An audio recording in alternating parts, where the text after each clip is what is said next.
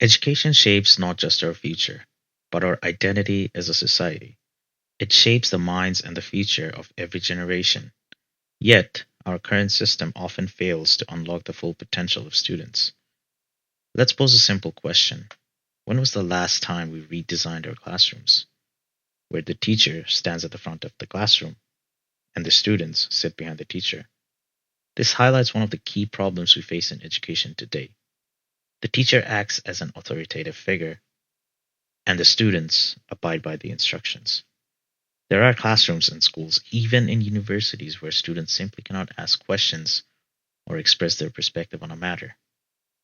Now, imagine a classroom where students are not just consumers of knowledge, but are creators, a place where ideas flourish, collaboration thrives, and every learner feels seen and valued.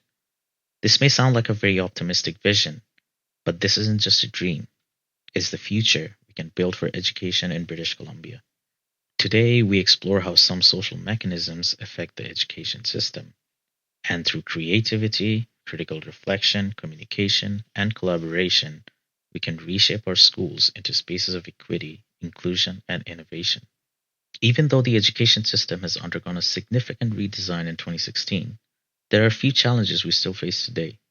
To uncover the root of these challenges, we examined several social mechanisms at play. Let's start off with authority. Traditional authority can still be seen in schools to this day, where teachers are the authoritative figure and the students blindly follow them. As I mentioned at the start of this video, students are often discouraged or even scared to raise a question in a classroom. I remember attending a 3-hour lecture where the format was entirely one sided. The teacher, as the sole authoritative figure, dominated the session, with their voice filling the room, while students remained silent. This lack of interaction made the experience disengaging and monotonous. This poses another social issue we face in education today: alienation.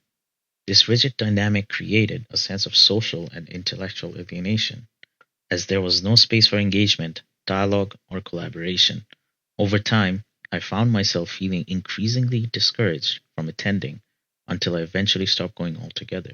These issues are broad and can be quite hard to be addressed, as no one is wrong here. But we must address these issues to be more aware, to address the dynamics of authority in education, particularly the contrast between authoritarianism and authoritativeness, as well as the implications of panoptic and performative authority. Solutions should focus on fostering genuine respect, autonomy, and self awareness in both teachers and students. Here are some strategies we can use to mitigate fear based dynamics and promote respect based authority while addressing the broader social implication of surveillance and performative acts. First, we should shift the authoritarianism to authoritativeness. For instance, we can cultivate trust and respect, where teachers should focus on building relationships with students based on mutual respect rather than enforcing compliance through fear. Second, we should address the panoptic authority and implement transparency in surveillance, where monitoring technologies like Canvas or cell phones are used, and clarify their purpose and limits to avoid creating a culture of mistrust.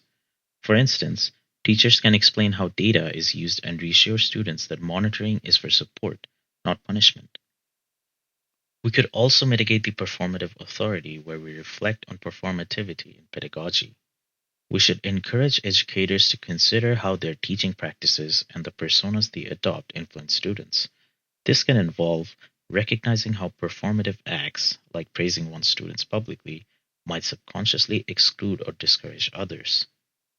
Finally, we could create an environment of shared authority to create opportunities for students to co create classroom norms, rules, or even content. For example, allowing students to have collaborative discussions on class expectations. By prioritizing these strategies, educational environments can transition from fear based dynamics to a culture of respect, engagement, and self awareness, aligning authority with trust and shared purpose rather than surveillance and rigid control. Additionally, this also helps mitigate the sense of social alienation among students and encourage them to actively participate in school activities. Now, let's move on to the next social mechanism, social reproduction. There are some institutional barriers we still face that make transformation difficult. From the moment the school bell rings, the students are on a tightly controlled schedule, fixed time blocks for math, science, and even lunch. Standardized tests looming on the horizon remind them to focus, perform, and conform. But have you ever wondered why schools are structured this way? Are these practices purely educational, or do they serve a larger hidden purpose? Fixed schedules mirror the structured routines of workplaces, teaching students to adhere to external controls. This reinforces social norms of punctuality and discipline, preparing them for life in hierarchical systems. This is what we call intrinsic reproduction. On the other hand, standardized tests do more than assessing knowledge. They prioritize specific types of learning, often favoring students who align with dominant cultural norms. They can marginalize others, perpetuating educational and economic inequalities. This aligns with the idea of cultural reproduction, where schools tend to preserve Eurocentric ways that favor the cultural norms. However, we can reimagine schools with the power of creativity, critical reflection, communication, and collaboration. If we want to implement the four C's, we need structural and leadership changes. The systems include flexible schedules, where we break away from the rigid timetables and allow for longer, more meaningful project based learning sessions.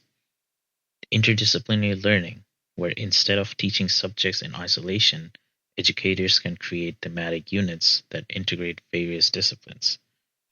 And finally, transformative leadership, where leaders emphasize the four C's by fostering a culture of innovation that supports teacher professional development and prioritizes equity in learning opportunities.